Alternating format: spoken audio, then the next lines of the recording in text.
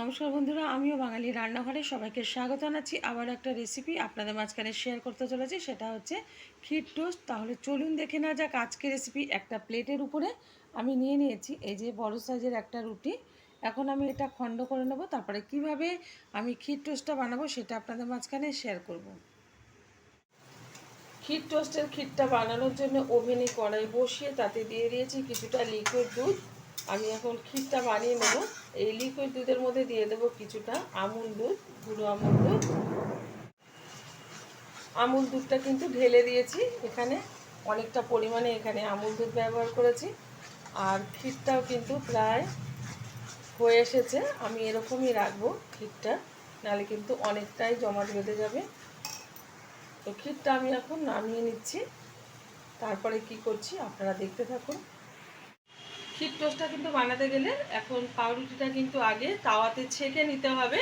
তার জন্য ওভেনে তাওয়া বসিয়ে দিয়েছি। এখন তাওয়ার উপরে দিয়ে দিচ্ছি ঘি।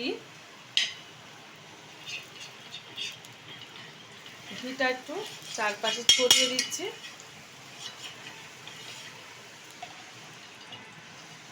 এদিকে কিন্তু এই যে টুকরো করে নিয়েছি পাউরুটিগুলো, এগুলি ঘিয়ের মধ্যে দিয়ে আমি তাওয়ার উপরে এরকম করে দিয়ে ভালোভাবে ছেঁকে নেব।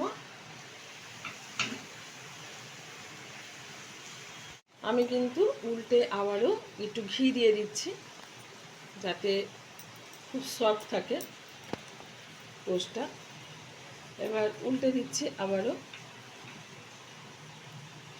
এটা কিন্তু হালকা আঁচে করতে হবে, নাহলে কিন্তু লেগে যাবে, পুড়ে যাবে। আবারও দিয়ে দিচ্ছি। আপনারা কিন্তু সকালে বা সন্ধ্যে টিফিনে এটা করতে পারেন, বা বাচ্চাদের টিফিনে দিতে পারেন। যারা অফিস করেন তারাও করে নিতে পারেন। তো ঘি দেওয়া কিন্তু হয়ে গেছে। এখন উল্টে পাল্টে আমি একটু ছেঁকে নেব।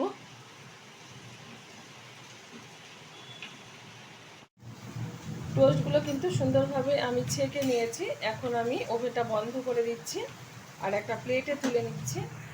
সুন্দরভাবে কিন্তু আমি প্লেটের উপরে আমি টোস্টটা রেখে দিয়েছি।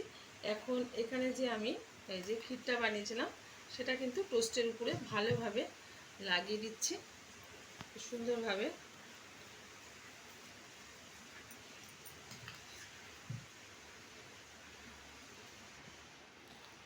এটা কিন্তু খেতে ভীষণ সুন্দর হয়, ছোটো থেকে বড় প্রত্যেকেরই ভীষণ ভালো লাগবে।